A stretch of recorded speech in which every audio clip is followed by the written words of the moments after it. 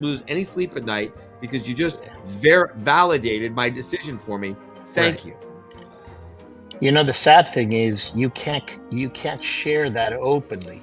I mean, you now have been validated for the decision you made.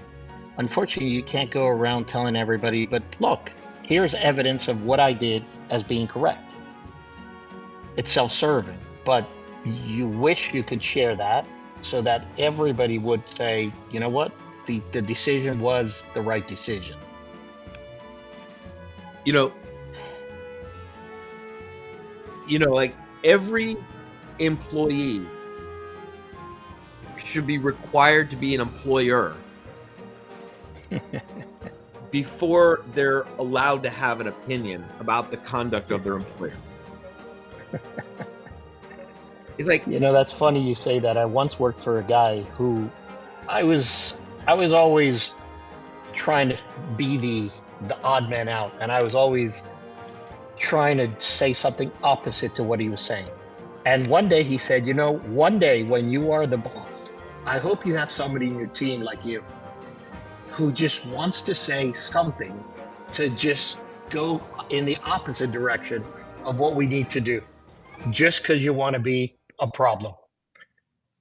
And it's true. Sometimes you should be in the other person's position or shoes before you start making judgments or, you know, not what I mean is, aligning or trying to do what I things mean your is, way. Oscar, what I mean is that it's like we had to let someone go last week. You know who I'm talking about? Yeah. I mean, the team's listening, so I don't want to talk about it, but you know who I'm talking about. Yeah. It's like if that person's coworkers understood the lengths we went to fucking avoid having to fire that guy, the opportunities we tried to create, the way we bent over backwards to try to save that guy, the conversations, the coaching, the over and over and over and over again. Even the final meeting before we made the decision that we had to finally get the news, let him go. We had a meeting, and like literally we went around the room. It's like, can anyone think of anything that you would hire him for in your department? And not a single fucking person wanted him in their department. Nice guy, really nice guy. Really nice guy. We feel bad for him, but not a single person wanted him in their department. And as soon as he left, all of a sudden it's like, oh, I heard you let go of so and so with no notice. No fucking notice. Give the guys 3 fucking months of coaching and feedback meetings and performance improvement programs, and like it's like the employees had a clue as to how hard we work to avoid having to let someone go. We should be getting fucking parades on Thanksgiving, like a Macy's Day Parade, and fucking, you know, awards. Yep. Which is to my point. There is so much that if we could share just a bit, I think it would give so much more perspective to people. This is what I love about Iron Sharpens Iron. This is what I love about the $1 Million Solo Lawyers Club. This is what I love about those high-end groups that we run, because that's like the only place we can like really sit down and talk to people about the truth of what really happens, because we don't have any of our own employees there, and we can just open up and like, this is what really goes down. Yep. Fuck. What do they say? It's lonely at the top. You don't get to talk to everybody.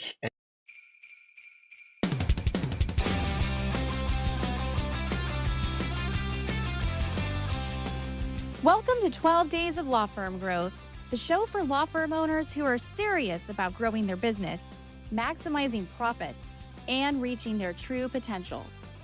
And now, let's get started.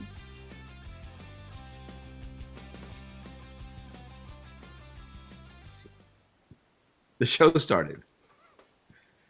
We were talking over Delisi's introduction. I don't know if anyone heard us. I hope not.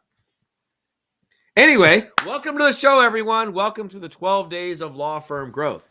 I'm here with Oscar Ferenzi, the general manager of How to Manage a Small Law Firm, and we'll introduce Oscar in just a minute, because I know the audience does not give a shit who you are, and they don't give a shit who I am until first they know what's in it for them.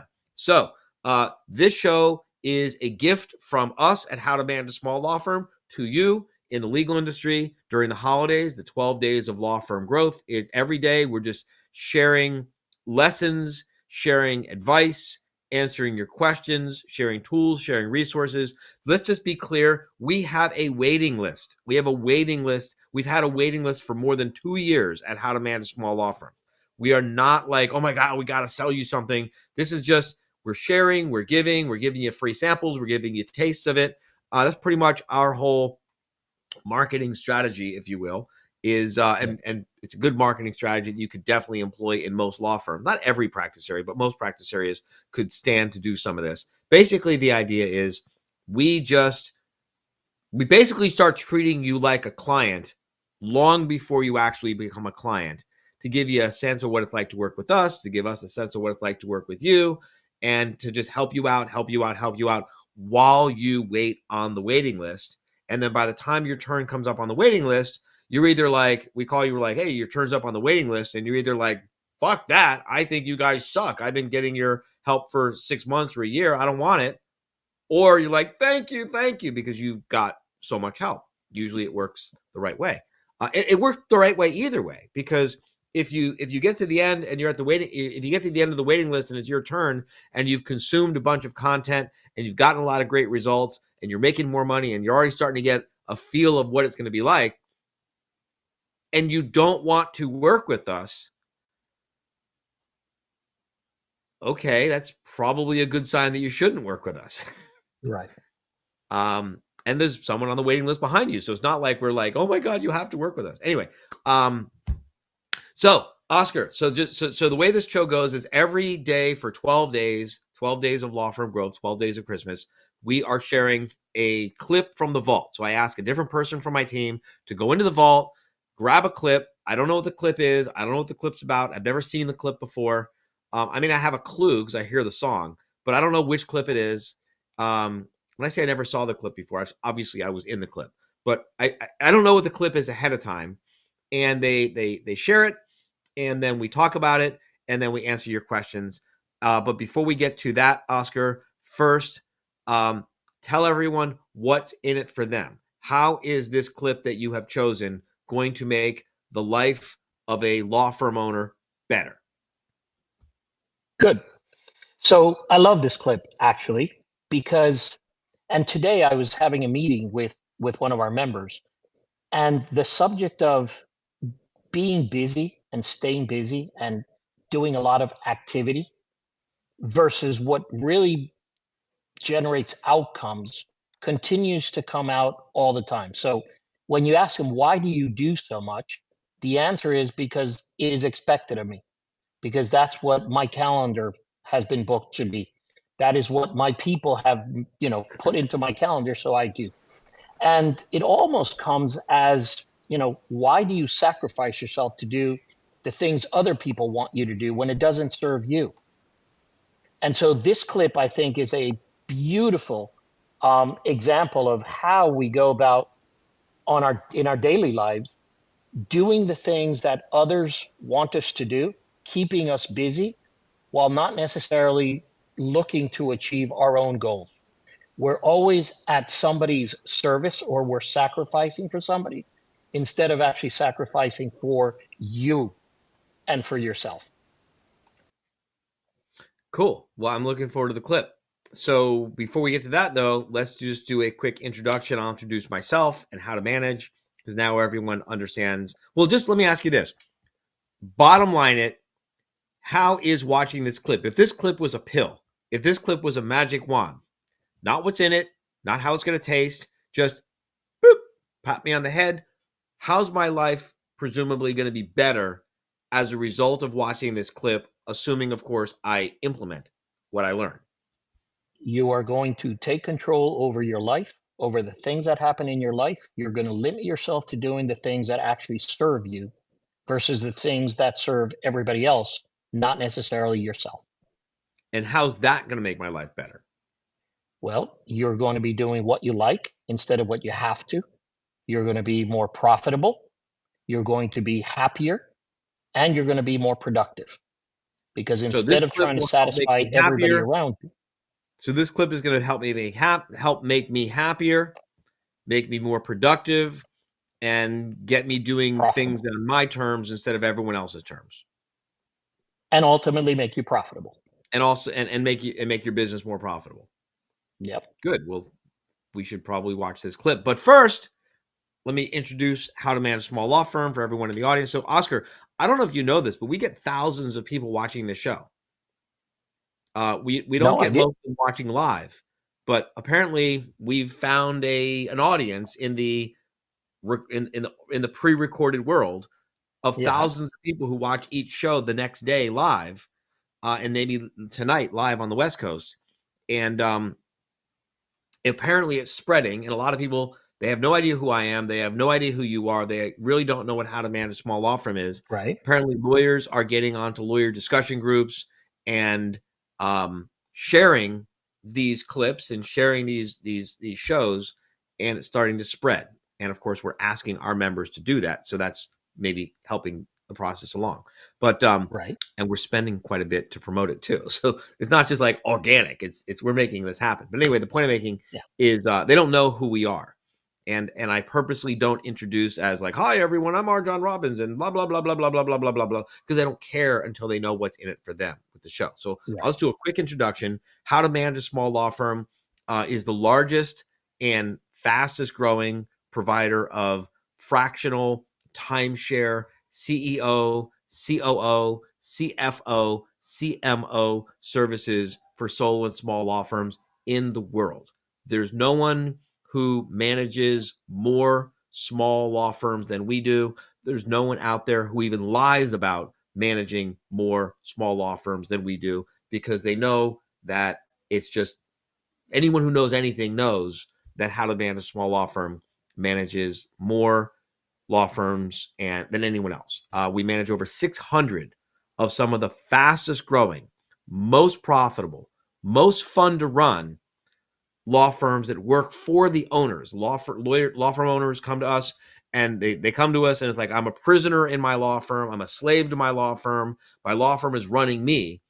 And within 18 months, typically, they got it all turned around. The law firm is working for them. They're making more money. They have more flexibility. They have more freedom. They're happier. Their family is better off. I mean, it's pretty spectacular. It truly feels like a blessing to be able to sit and have a front row seat to see what we do. We manage over 600 law firms. We have a waiting list. This isn't like you got to hurry up and sign up now, right? Get on the list, take some free resources, take a free workshop. Get on an airplane, come see us for free. Take a workshop. Spend a few days with us. We'll teach you something. We'll help you solve a problem. We'll help you make an improvement in your business. Workshops that most people sell for thousands of dollars, we'll just do for nothing because we can. When we got extra space, we give away spaces. It's really an abundance mindset. Anyway, and right there in the chat or in the thing is download the business plan, howtomanageasmalllawfirm.com/12 days. And you can download a free workbook on creating a business plan, because your law firm is a business. Every business works better when I used to say every business needs to have a business plan, except that's not true, since there's so many businesses that run like shit. They don't have a business plan. I mean, every business should have a business plan, right? You should have a plan that explains how your business, you should have a plan that says, these are the goals that I have for my business. These are the financial goals, the personal goals, the professional goals for my business. This is how I will know whether my business is successful or not on my own terms. The business plan should have a marketing plan. It should have a sales strategy, a sales plan. It should have a staffing plan. It should have plans for how the work product will be produced in a systematic, organized, efficient, predictable, consistent way, and then delivered to the clients at a profit. It should have plans for the physical plant. It should have plans for the budget, the cash flow, the projections, so you got control of your finances. And of course, the main thing in the business plan is your financial goals, your personal goals, your professional goals. 7 main parts of every successful law firm are the same 7 main parts of every struggling law firm. Anyway, this is what we do at How to Manage a Small Law Firm. We teach you all this stuff for free. We give you all this stuff for free. If you take everything we give you for free and do it yourself, you don't need us. There's no secrets here. You only need us because what we do is we actually help you get it done, right? So there you go. Oscar is our general manager. Oscar is the general manager, not of how to manage a small law firm. Oscar is the general manager of How to Manage Enterprises. How to Manage Enterprises owns How to Manage a Small Law Firm. It also owns a number of other businesses that I own and operate. How to Manage Enterprises. Think of How to Manage Enterprises like a holding company. I was going to say like a VC, like a venture holding capital company. Okay. Well, anyway, it owns a bunch of businesses that I own. How to Manage a Small Law Firm will this year do over $30 million in revenue. That's one of the businesses that I own. I own another business that How to Manage Enterprises owns that's bigger than and more profitable than How to Manage a Small Law Firm. How to Manage a Small Law Firm is like one of my passion businesses. I just love it. And I got other businesses too. Anyway, Oscar is the general manager of How to Manage Enterprises. And why don't you just give a little quick background on who you are, what you're all about? Sure. So Arjun and I have been friends for about 12 years. And I'm a product of the pharmaceutical industry, been in the industry for about you realize 30 how years. Weird that sounds, right? I'm a product of the pharmaceutical industry. A lot of people living on bridges who could say that too. So yeah, man, I'm a product of the pharmaceutical industry. So I had different jobs throughout that 30-year career, mostly in sales, marketing. I started my career in finance and eventually ended up working in different countries in Latin America. We lived in Mexico, we lived in Ecuador, Peru, Chile, managed Argentina, Chile, and Peru, made it to Brazil, and eventually back to Miami, where I managed the entire Latin American region. Worked for Merck, then I worked for Novartis, and finally for a small family-owned company out of Germany. We went into a buying spree in Latin America. We bought two companies in Colombia, one in Chile, sold $500 million, $220 million in profit. Eventually sold one of the companies we bought after we turned it around. Business had me move to Panama. My family said no. Talked to Arjun, talked to Ali, and as I was looking to do my next thing, they said, "Why don't you come help us? Take a look at our business, see what we can do, and how we can grow together." I said, "Sure, I'll do that for a year, and we can talk." And now it's been 5 years, and we still haven't talked. So it's been exciting. It's been fun. I came into the company when it was only $11 million. Like you said, Arjun, this year we're going to do 31 million, next year 37, plus the additional businesses on the side, which, as you said, are larger than How to Manage a Small Law Firm. So great experience, great opportunity to meet lawyers, a group of people that I knew of, but I'd never worked with, and seeing their growth and seeing how they have actually taking a decision to do something for themselves and for the firms they run, for the firms they own, and somehow make a move from lawyer to entrepreneur is enlightening. It's a lot of fun. It's unlike anything I did before. So enjoying the journey and enjoying every one of the conversations I have with our member lawyers. And I just want to make in full disclosure, we have a bunch of businesses that are way, way smaller. We've got a little incubator thing going with a bunch of smaller businesses, and we got a whole bunch of fail businesses too. I mean, for every successful runaway hit success we got, I probably have half a dozen, like, let's not talk about that. We talk about it openly. We do talk about it with our members because I want everyone to know that, success is not a straight line. Success is a curvy, whirvy roller coaster of 2 steps forward, 1 step back, 3 sideways, sit down, stand up, do give the dog a bone, keep moving forward. Everyone loves to talk about their successes.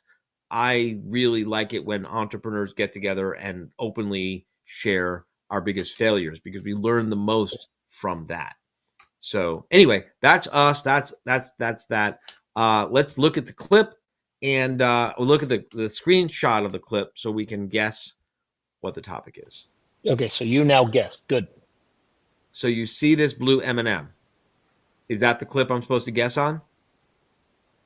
Yep.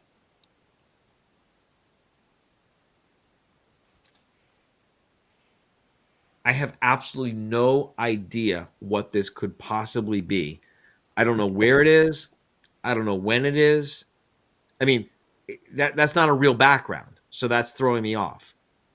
Jennifer, can we get a different clip without the background? Maybe give me a little fighting chance here, please. No can do. Okay, show it to me again.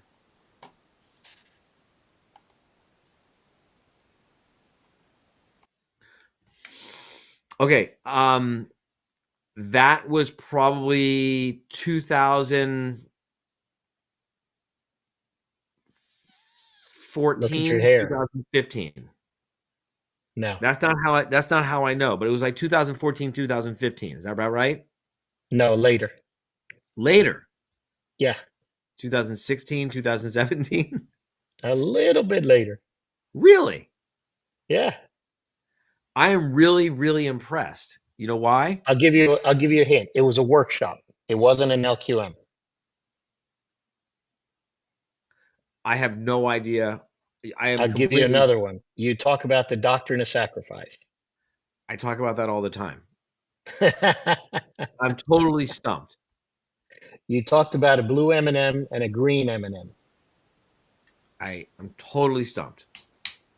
You actually still use that example of the blue and green That's why M&M. I use it all the time. That's why that doesn't help me at all. I mean, most of these when people are like showing me the clips, well, we're on the 7th night. So most of them I get pretty close, and I get pretty close either because I recognize the room, Yeah. and I can remember like that was around that year, or I recognize like my outfit. And the reason why I thought that was like 15, 16 around there is because I just got that jacket let out. And I haven't worn that jacket in several years because it didn't fit me. So I was kind of like basing it on my weight. I have no idea where that it was. Okay. Actually, it was 2018. I'll give you that. 2018. Okay. Yeah. So let's Great see it. workshop. Let's see the clip. See, the doctrine of sacrifice is not about never making sacrifices. We're making sacrifices all day long, every day. We're always making sacrifices. There's not a minute of a day that you live on this earth without making a sacrifice. Because every minute and every day, you're sacrificing the opportunity to do everything else you could be doing instead of doing whatever it is you are doing in that moment. The doctrine of sacrifice, it values the sacrifice irrespective of whether you made a profit or not from making the sacrifice. It values the sacrifice for the sake of making the sacrifice, right? So you see this blue M&M? If I put it on the ground and I step on it and I sacrificed it, the doctrine of sacrifice says that's a good thing because I made a sacrifice. Even though I didn't make a profit, it still sees, oh, you made a sacrifice, therefore that's to be admired.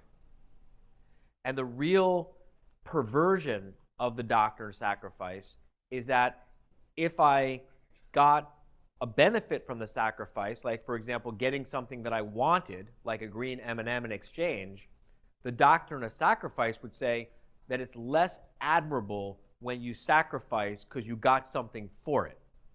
Because we don't value profit, we value sacrifice.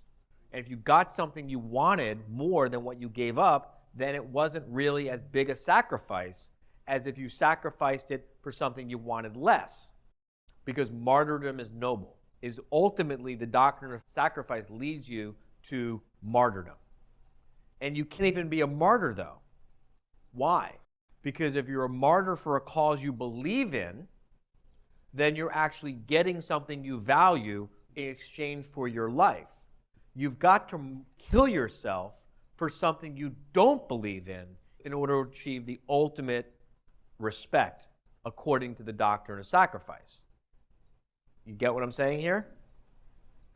Profit is when you make a sacrifice for what you value less to get something you value more. You cannot make a profit in a voluntary exchange with another adult who's of sound mind without that other adult of sound mind also making a profit. Why? Why can't I make a profit in an exchange with Michael without Michael making a profit too? Because if he wasn't making a profit, if he wasn't getting something he values more than what he's giving up, he wouldn't voluntarily agree to the exchange. I could still get the green M&M away from him, but I would have to use force or fraud to do it. That's not making a sale. That's ripping him off.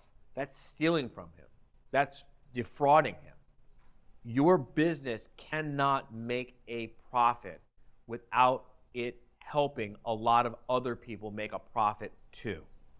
And if your business makes a profit without helping a lot of other people make a profit too, it won't be able to stay in business very long because you can't do enough marketing to overcome all the bad reputation you're going to develop.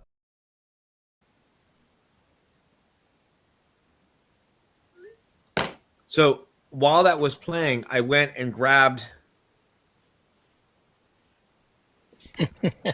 binder and I flipped to tab 6 of my binder, and that's where that actually comes from, is something that I wrote. And the title of what I wrote, see that?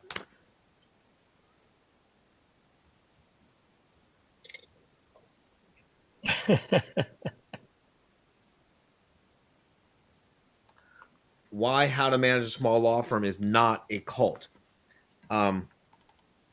I used to get really upset when people would say, how to manage a small law firm is a cult. But you know that scene from Good Will Hunting? You know Good Will Hunting, the movie? Yeah. With Robin Williams and yeah. All right. Remember Matt, that scene? Yeah, you know what I'm talking about. Yeah. So you know that scene where they're at the lake or whatever, and it's after the kid, I forgot his name. Yeah. Jennifer throws a bone. It's Matt's. He's from Matt Boston. Damon. Matt Damon Matt and Damon. Ben Thank you. Affleck. Right. Yeah. So it's that scene after Matt Damon like goes into his office and like analyzes his paint by numbers painting and like just destroys him. And then you know the scene I'm talking about? No, I don't remember. Jennifer, find the scene. Get ready to play the scene. I'll buy you a couple minutes. And so and anyway, so Matt Damon like just says some really horrible things. And Robin Williams the next day meets with him, or the Monday meets with him on the following Monday. And he says, you know, I'm paraphrasing here, but I thought about what you said and I realized you're just a kid. You might be brilliant. You're probably the smartest person I've ever met. You're probably the smartest person I ever will meet. But you're just a kid. You don't have real life experience. You don't know what it's like to be in love. You don't know what it's like to hold someone's hand when they're sick and dying. You don't know what it's like to live the life of an adult. And essentially what Robin Williams said is, I realize you might be brilliant, but you don't actually know what the fuck you're talking about. And as soon as I realized that, I just went to sleep and didn't think about you for the rest of the weekend. Because I realized you don't even know what you're talking about. So anyway, I used to get really bent out of shape when people would call How to Manage a Small Law Firm a cult. Until I realized that anyone who would call How to Manage a Small Law Firm a cult is really just revealing that they don't actually know what a cult is. Because it's like, if you actually know what a cult is, How to Manage a Small Law Firm is the exact opposite. Like, it couldn't be more the opposite of a cult. You can criticize it for a whole lot of things, but that's like trying to say that black is white and white is black. Black could be a lot of things, but it's not white, and vice versa. They're the exact opposite. And the reason why it used to upset me so much is because I actually have been coached by 3 people who escaped with their lives from cults. Like 3 of the coaches who coached me in my life, 3 very influential people in my life escaped from cults. And so I take that very seriously. So anyway, I wrote this whole how to manage a small law firm is not a cult. And that's kind of where that talk came from. There it is. No, that's not the scene. Yeah, is that the whole scene? That? Yeah. You paint? Do you sculpt? No. You like art? You like music? It's a real piece of shit. Oh, well, tell me what you really think. Just the linear and impressionistic mix makes a very muddled composition. It's also a Winslow Homan ripoff, except you got Whitey rowing the boat there. Well, it's odd one, eh? It wasn't very good. That's not really what concerns me, though. What concerns you? Just the coloring. You know what the real bitch of it is? It's paint by number. Is it color by number? Because the colors are fascinating to me. Are they really? What about that? I think you're about one step away from cutting your fucking ear off. Really? Oh, yeah. Think I should move to the south of France, change my name to Vincent? You ever heard the saying, any port in a storm? Yeah. Yeah, maybe that means you. In what way? Maybe you're in the middle of a storm, a big fucking storm. The sky's falling on your head, the waves are crashing over your little boat, the oars are about to snap. You're just pissing your pants, you're crying for the harbor, so maybe you do what you gotta do to get out. You know, maybe you became a psychologist. Bingo. That's it. Let me do my job now. You start with me. Come on. Maybe you married the wrong woman. Maybe you should watch your mouth. Watch it right there, Chief, all right?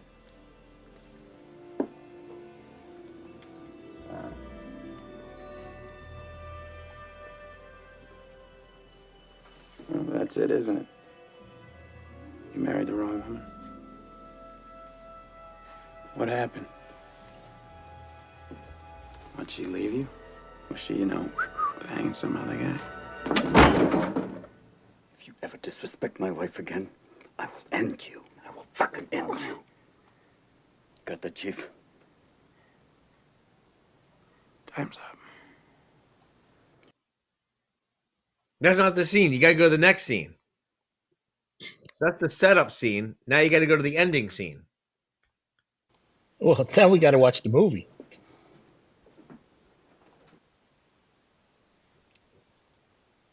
There, that's the scene. At the top right corner. Oh, now we got to watch an ad. All right, everyone ignore the ad. Aqua di Gio, the new refillable parfum. We'll Giorgio go by Armani. Dijon. At Macy's, the fragrance destination. The You're fragrance just a test. kid. You don't have the faintest idea what you're talking about. Why, thank you. It's all right. You've never been out of Boston. Nope. So if I asked you about art, you'd probably give me the skinny on every art book ever written. Michelangelo. I know a lot about him. Life's work, political aspirations, him and the Pope, sexual orientation, the whole works, right? I bet you can't tell me what it smells like in the Sistine Chapel. You've never actually stood there and looked up at that beautiful ceiling. Seen that. If I ask you about women, you'd probably give me a syllabus of your personal favorites. You may have even been laid a few times.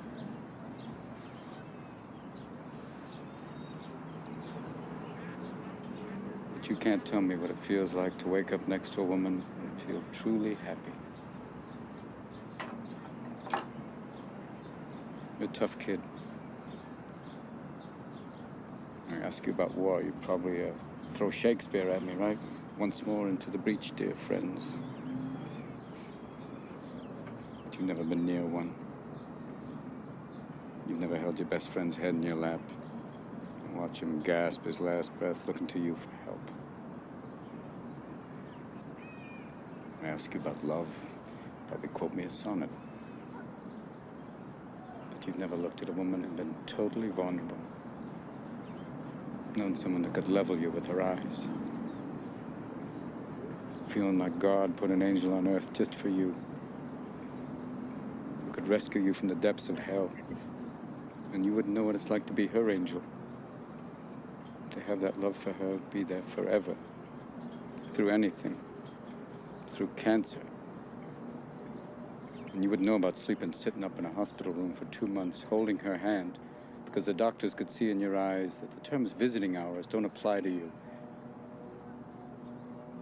You don't know about real loss, because that only occurs when you love something more than you love yourself.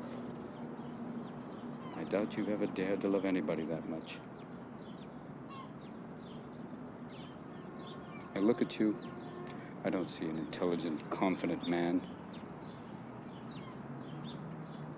I see a cocky, scared, shitless kid. But you're a genius, Will. No one denies that.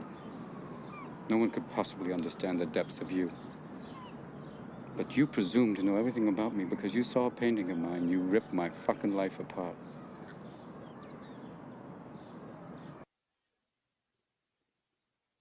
And then the scene goes on, but that's, I guess, the best we can do on short notice, or no notice, as the case may be. Anyway, when I originally wrote this, I was of the grab them by the neck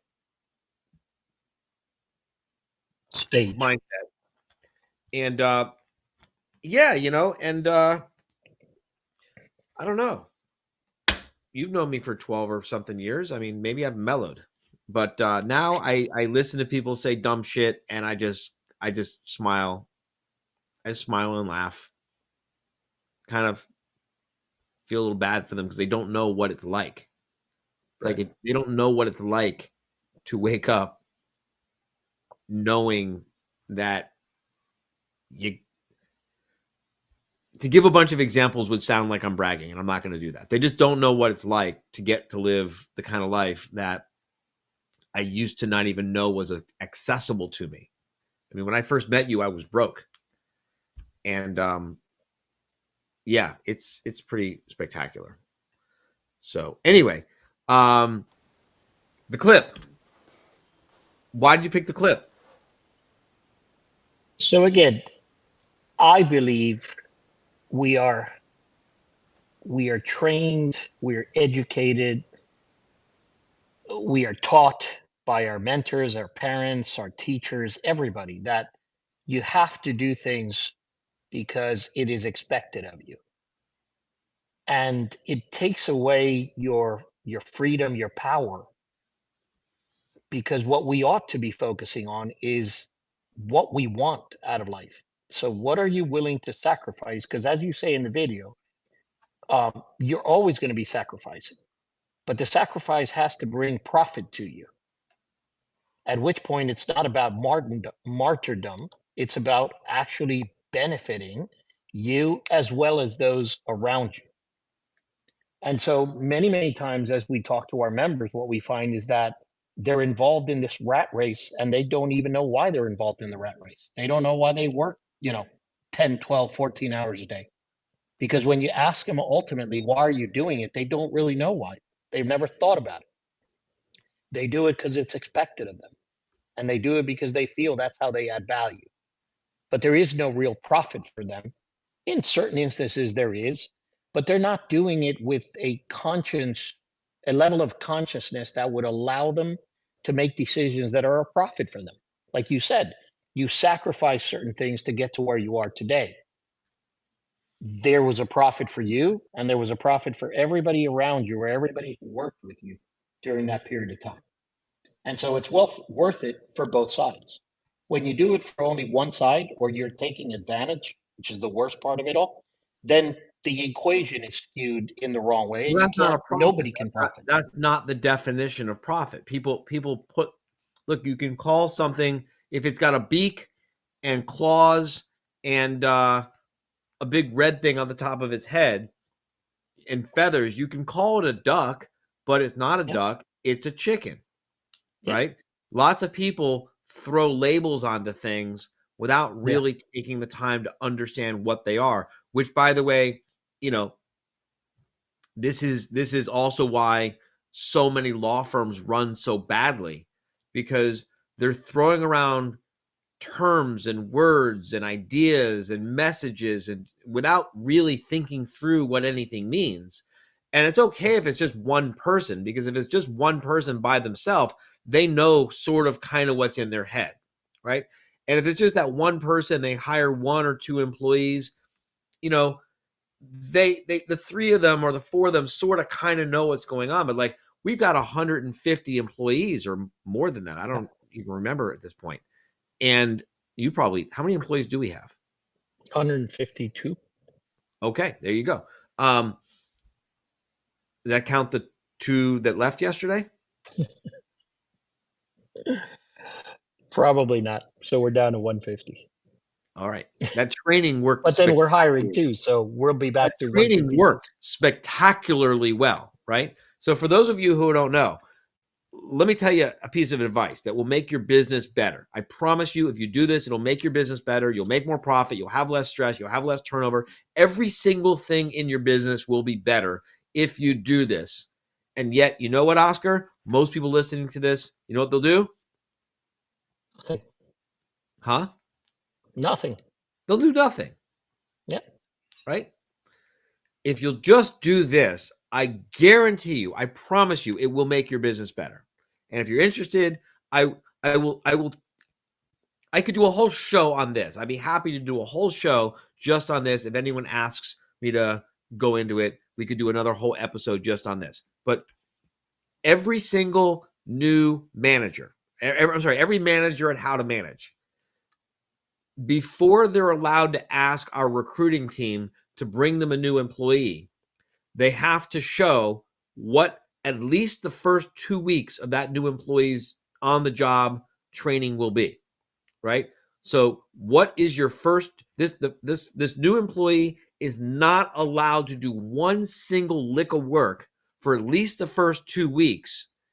And you have to show us what you're going to do to onboard them and set them up for success and test them in that first 2 weeks. And if you don't show recruiting what you're going to do, they won't recruit the person for you.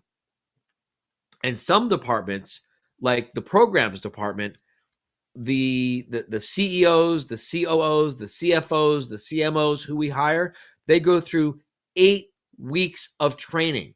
We pay them their full 6-figure base salary, plus benefits, plus health insurance, plus everything for 8 solid weeks. And all we do is train them, 45 hours a week of training.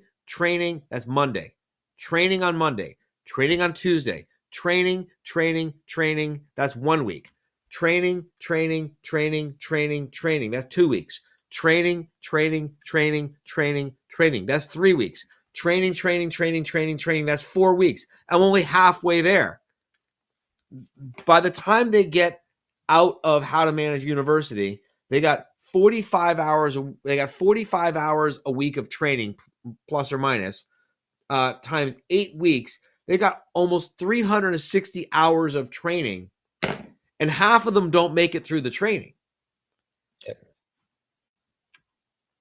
The training is designed to protect everyone from the people who don't make it through the training. Anyway, so what happened yesterday, we have another role, which is our accountability coordinator. So every file gets a person assigned who owns that file.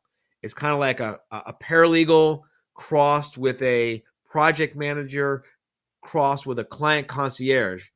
And and these are people with like 6 Sigma certifications. These are people with like MBAs and business management degrees. These are not like, little rinky-dink, employees. These are like real. Anyway, so they go through a 4-week training program before we set them loose. And last night was the 4th or the 5th week. Is it 4 weeks? Anyway, they go through. It's 5 weeks. They go through a 5-week training, and last night was the 5th week, and 2 of them resigned at the end of the 5th week of training. It was spectacular. Was it spectacular? It was profitable. It was fantastic. How you like them apples? That's right, Javier. Good callback to Good Will Hunting. Yeah, I mean, it was spectacular because they went through 5 weeks of training with us, and I'm so glad that they finally made the decision, because could you imagine if they'd gotten through? It would have been this. Yeah. There's so many problems in so many law firms, and so many of the problems in so many law firms are so preventable if you'll just invest in proper installation, right? You thought I was crazy when I started insisting on that when you first joined us, right? You thought I was like, what are you're spending? Talk about that. Talk about how the average corporate world, how the corporate world thinks of investing 2 months, 8 weeks of training. Yeah. But so at first it was shocking because you're carrying the bill. But as time went by, what I learned to realize is your definition, or the definition we use of profit, is something you give up of a lesser value in exchange for something you get of a greater value to you. And in this particular case, the greater value to us, the profit to us, is having advisors that can actually help our customers. And so in the long game, you might have been out of 8 weeks of salary, if you will, but the person you're putting out and available for our members is a much better prepared, much more aware person that will help them achieve their goal. And ultimately, that is what we're looking for in How to Manage. So from a profit perspective, and I would ask that you define it, because you give it a very, tight-knit definition, which is why I picked this particular clip. It's, how does profit play into this role of you sacrificing for a good reason or sacrificing for no good reason? So you want me to define profit?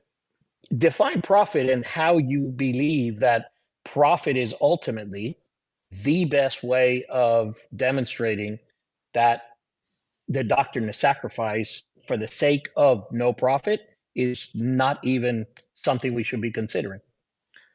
All right. Well, I mean, other people have picked clips where we talked about profit before, but I'll explain it again. Profit is anytime you exchange something of a lower value to get something of a higher value. Anytime you exchange something that you value less to get something you value more, you're making a profit. Anytime you exchange something you value more to get something less, intending to get something less, you are embracing the doctrine of sacrifice. And the question people always ask is, well, like, what if it turns out to be unprofitable? Profit is measured at the moment of the exchange. At the moment of the exchange, if what I'm giving up is worth less to me than what I'm getting, in that moment, I'm making a profit. The example that I give usually is like a lottery ticket. You buy a lottery ticket. You ever bought a lottery ticket, Oscar? Yes. Yeah, I mean, people do it. I buy lottery tickets sometimes. I don't know, on a whim usually. But the point I'm making is, people buy a lottery ticket, right? People go to casinos. They gamble, right? They're giving up $1 to get a piece of paper. Well, no, they're not giving up $1 to get a piece of paper. They're giving up $1 to get hope. The hope is worth more to them than the dollar. They're giving up the dollar for a chance. The chance, as distant as it may be, is worth more to them than the dollar. They're giving up the dollar for excitement, the thrill of being able to scratch off that thing for that minute or however long it takes to scratch it off. That's worth more to them than the dollar. Carrying those numbers around in their pocket all day long gives them a little jolt of excitement every time they daydream and imagine what they might do if they got the right numbers. And that's worth more to them than the dollar. What you give up in the moment has to be worth less to you than what you get in exchange. Otherwise, you don't do it voluntarily. No one would ever make a voluntary exchange to intentionally get something they value less than what they're giving up, unless they buy into the doctrine of sacrifice, in which case they try and they still fail, because the doctrine of sacrifice itself is self-defeating. It's an impossibility. So, did that answer your question? Oh, it definitely answers my question. And to the point of what we were just talking about, why do we train people for 8 weeks? And to me, we train people for 8 weeks because in spite of the enormous amount of money it cost us, the profit for us is to provide a service that actually can make a difference in people's lives. And so I Well, there's see so it many. after Well, profit isn't just I got measured. over the sticker shock. Profit isn't just measured financially, right? So think about all the Correct. ways that it's profitable to invest 8 weeks in training, Yes. right? Yes. And I hope everyone listening to this really pays attention or watching this. I hope you really pay attention. Think about all the ways that it makes a profit, right? Let's just talk financial profit first, but there's other kinds of profit to consider as well.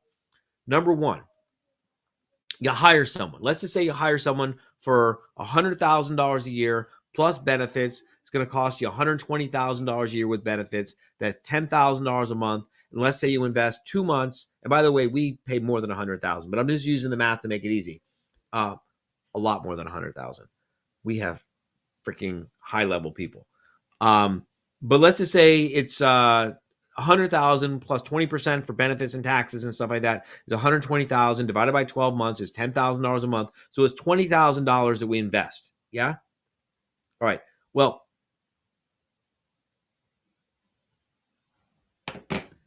that person is going to support something like 4,500 times 30 times 12. That person is going to support almost $2 million a year of revenue. I'm going to put almost $2 million a year of revenue in the hands of this person. If they fuck it up, I could lose $2 million of revenue. So making a $20,000 investment to protect my $2 million of revenue is a very profitable exchange, number one. Number two, turnover is really expensive. Most people, if you had any idea how expensive turnover really was, you'd be shocked and you'd understand why you got to invest this time in training, right? Because it typically costs around 5 times the person's salary for turnover. Not only do you have to pay the person, but then you got to pay them severance, and then you got to pay a recruiter again, and then you got to pay to train them, and then you got to pay someone to clean up all the mess they made. It's terrible. It's terribly, terribly expensive. Well, if I can invest 8 weeks, 2 months of training and keep a person profitable and productive and keep them from quitting because they're burned out, because they're overwhelmed, they don't know how to do their job. If I can keep that person around for 1 extra year, that's almost $2 million of extra revenue this person produces for me for just a $20,000 investment. Boom, number 2. Number 3, it's great for our rep. The reason we have a waiting list is because we get fucking amazing results. We get such amazing results. We have a waiting list. I mean, we also do marketing and other stuff like that, but we have a waiting list. We couldn't get the waiting list if we didn't have the results, right? Yeah. Well, where do you think the results come from? The results come from the caliber of people we hire and the investments we make in them to help them do even better. It's not that complicated. And then, of course, there's just the personal satisfaction and the value of the brand. And just knowing every morning you wake up and like if a member like says something like, "Oh, I'm going to fire you," it's like, look, I know you're walking away from something. It's former members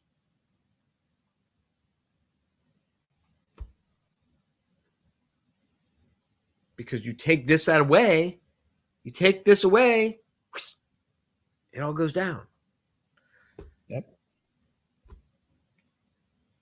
We don't have a lot of questions. So, Ardon, at the beginning of the podcast, we talked about what are the people listening to us going to get? What are they going to profit from this interaction? And one of the things that I think we ought to share with them is how we oftentimes think of investing in our business with a short-term vision. What am I going to get instead of what am I going to give? And when you come at this from a giving point of view rather than a taking point of view, you're bound to spread that profit and spread the growth amongst other people. So to the point of the clip and the fact it was 2018, the workshop was called The Mindset Reset. Remember that?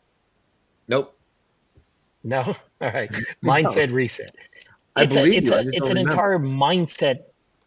What was that? I said I believe you. I just don't remember. So how do we go about changing mindset? How do we get people to understand that investing is oftentimes the only way you're going to get to profit? And that when You you don't hire save your somebody, way you're to making an success. investment in your You business. don't You're save not your way to acquiring an success. expense. You invest your way to success. Yeah. So how do we get more people to become comfortable with that concept? Well, I started this business basically going around the country talking about the doctrine of sacrifice. Mhm. Because until you get past this mindset block, I'm not saying you can't. I mean, there's plenty of people with million and multi-million dollar law firms that still have a pretty fucked up mindset.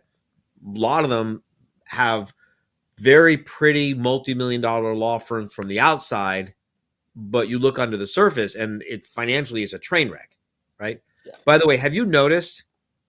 I don't know if you've noticed that. Whatever. I don't want to make a big thing of it. As the spouse of a member, I see how hard lawyers struggle to accept change. When I went to the first live quarterly meeting, I knew you guys were the real deal, and I could help my wife. I quit my job and joined her at her request. It has not been easy, but you guys, if the lawyer even attempts to make it to the mindset classes, change can happen. It's happening for us. Fantastic.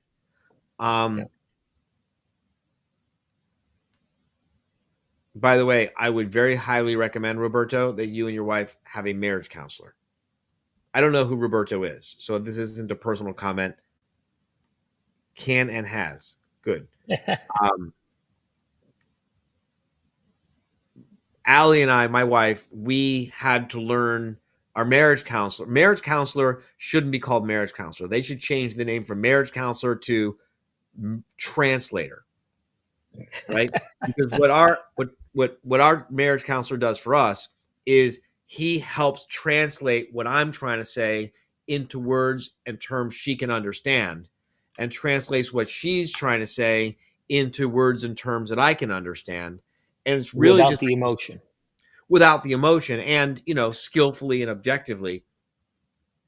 And really, and anyone who's going to work together, I highly recommend a marriage counselor as a preventative investment, right? Because you have to learn how to speak as business colleagues and not bring your personal vocabulary into the office, literally or figuratively. You and Erica work together also, Yeah. right? And you guys have a marriage counselor, I know, to help you translate. Because if you want to have a fun, vibrant, sexy, healthy marriage, you can't be talking to each other like colleagues. Right. If you want to have a profitable, productive, efficient, respectful, well-functioning business, you can't talk to each other as husband and wife. At the office, you got to talk business using business language as business people. Right. And at home, you got to talk like husband and wife, like spouses. Right. Very, very, very wise investment. Speaking of investments, it's a very wise investment. So I saw a question there. Why is doctrine of sacrifice? Why is the doctrine of sacrifice so prevalent in the legal industry and not so much in other industries? It seems so nonsensical. Well, first of all, do you, Oscar, think that it's not so prevalent in other industries? Maybe it's not. You've been in a lot of other industries. It is. When I come from the pharmaceutical industry, doctors are taught that they have to, work around the clock. That's how they get trained. You don't sleep for days because you have to be at somebody's beck and call. And you have to worry about what they're going through. And so it infringes on your personal life oftentimes because Emergencies happen at all moments in the day. And so I don't think it's only it only applies to the legal industry. Perhaps it's prevalent, but I think it's prevalent in all industries or all professions where we need to do something or people depend on what we know how to do in order for them to come out of the other side. So in the legal industry, you're defending somebody. In the medical profession, the doctor is protecting you. So when you depend on somebody else's expertise, I think that's where the doctrine of sacrifice applies. It's not limited to the legal industry. I see the doctrine of sacrifice all over the place. Yeah. I see the doctrine of sacrifice with my gardener. I see the doctrine of sacrifice at the store. It's bred into people. I've got a 7-page letter here that I wrote that I could read that explains the whole thing, but we only have 3 minutes left. So maybe tomorrow we can get into that if there's an interest. Would you be interested in more talk? And I could read why How to Manage a Small Law Firm is Not a Cult, which also explains the doctrine of sacrifice. Type it in if you're interested, and I will. Otherwise, I won't. No more questions? Download the business plan, howtomanageasmalllawfirm.com/12 days. Today's been a kind of a quiet night. Please, I would really appreciate it if you would please get onto lawyer discussion groups, any lawyer discussion groups that you're on, where you normally think it's appropriate and reasonable to share resources. Hey, I discovered this blog. Hey, I discovered this book. Hey, I discovered this software. Hey, I discovered this product. I'd appreciate it if you'd please share this podcast and say, hey, I discovered this podcast, and explain why and how it's benefiting you, and share the love. It's Christmas time. Pass it forward. Yeah. I strongly agree. Wish we would have done that. We made it through and are awaiting our first baby now. The issues for us were that I used to see what you guys teach clear as day. The hard part for me was not getting frustrated when she wasn't seeing it. The closest thing I can relate to is as trying to explain The Alchemist to someone who hasn't read it. Yeah, I mean, that's part of the reason that we have a waiting list, because once you get what we do, you never want to let go of it. We have a pretty high rate of retention. How granular do you get with this? Are you saying I should take 2 minutes to say hi to my receptionist in the morning if it doesn't improve my life? Well, if saying hi to your receptionist for 2 minutes prevents your receptionist from quitting and prevents you from having to go out and find a new person and interview 10 people and then spend, a week training the replacement for your receptionist, and if you can save yourself all that time and trouble just by, showing an interest in the person, I don't know. Let's see. If I got to interview, let's say 5 people, and each interview is, let's say, 90 minutes, because if you hire someone after interviewing for 20 minutes, then you're a fucking idiot. So don't do that. So I'm going to call it 90 minutes. So 90 minutes times 5 people, that's 450 minutes in interviews. And then let's say you got to spend, 5 more hours training the replacement. Yeah. So that's a total of 900 minutes. And then let's say you got to spend another 5 hours cleaning up the mess that your disgruntled receptionist creates before they have the decency to quit, or you finally get fed up and fire them. And so that's another 450 minutes. So that's 1,350 minutes just to replace the receptionist. Divided by 2, that's 675 days that you could invest 2 minutes a day for 675 days. So yeah, I mean, not to mention. See, the doctrine of sacrifice is not. So I agree with you, and I would say something else to that, which is any person who chooses to work for you is making your life better. Any person who has accepted the challenge to work in your business has bought into your vision and is helping you achieve your goals.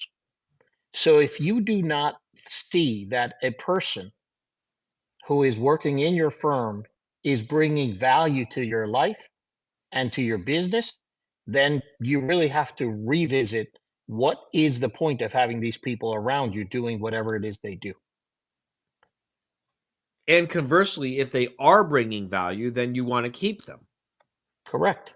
Oscar, would you talk a little bit about the whole idea that I believe, Oscar believes, we really believe that our 150 or 52 or whatever the number is, our 150 employees, they're helping us make our dreams come true.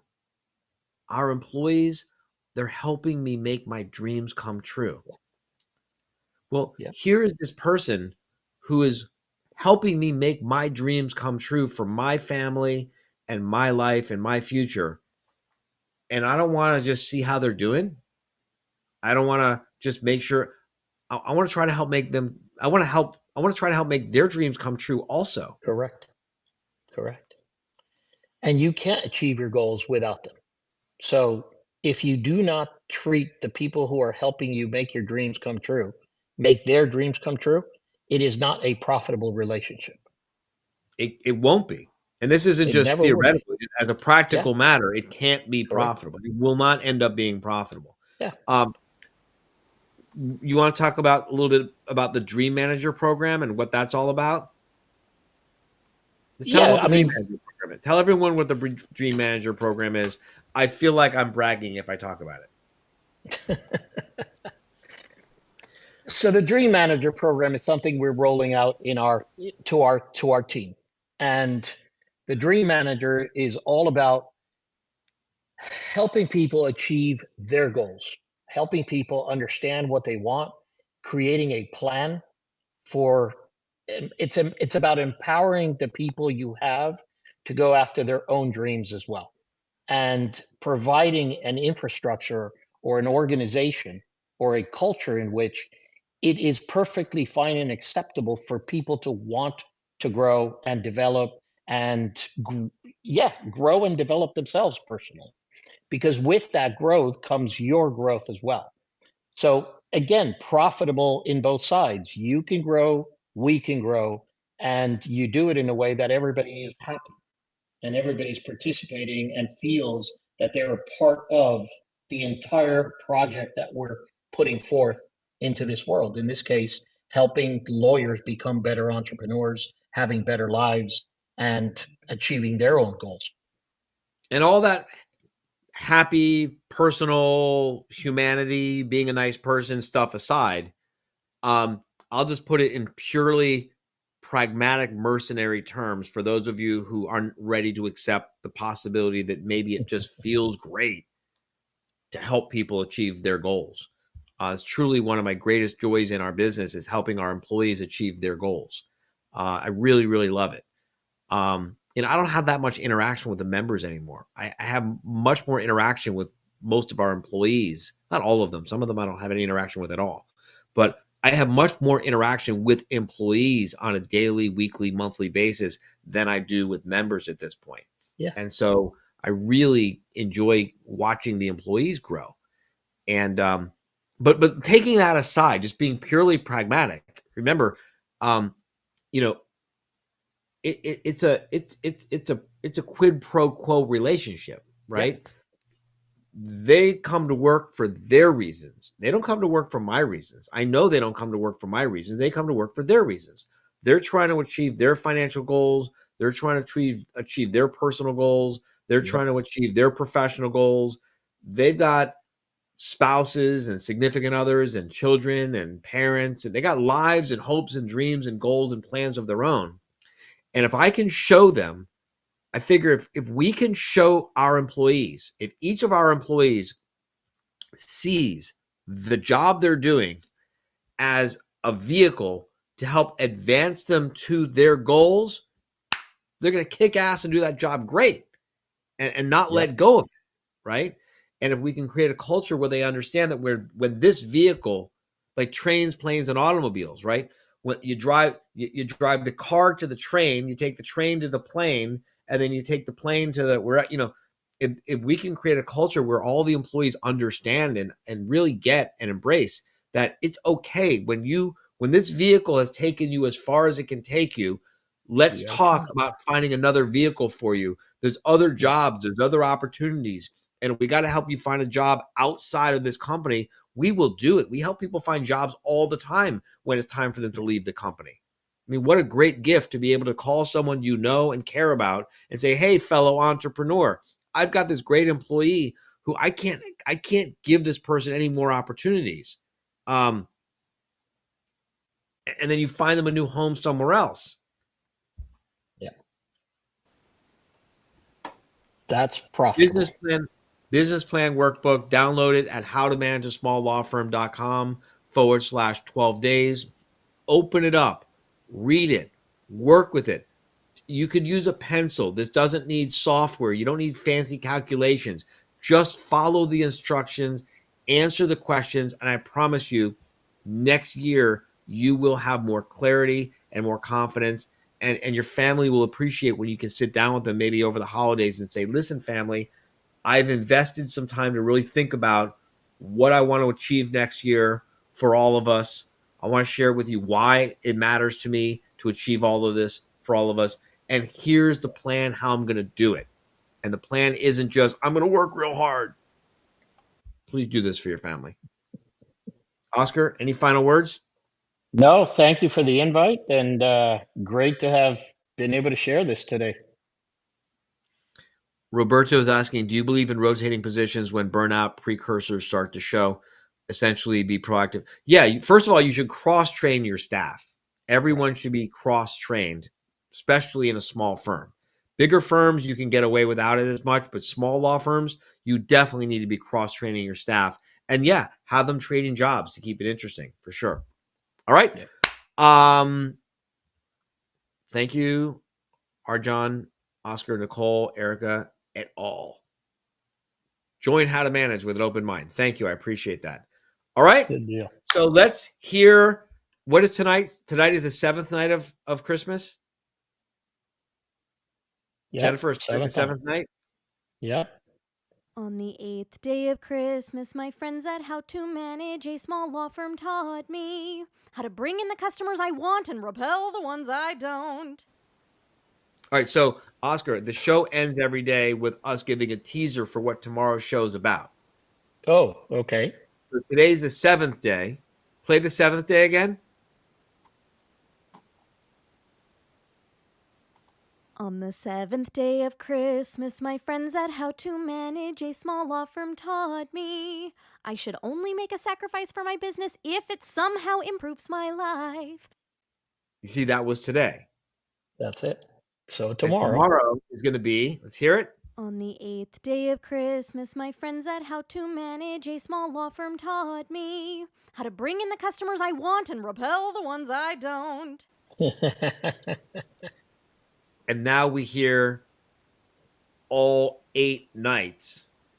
And then tomorrow we hear the 9th night. Right. So the song. On the 7th day of Christmas, my friends at How to Manage a Small Law Firm taught me I should only make a sacrifice for my business if it somehow improves my life. How to use my calendar strategically so I have a life outside of work and make my law firm a lot more profitable too. Leave your bullshit at the door. How to set better goals, the difference between strategy and tactics, how to defend my standards, and a practical working definition of whether my law firm is successful or not.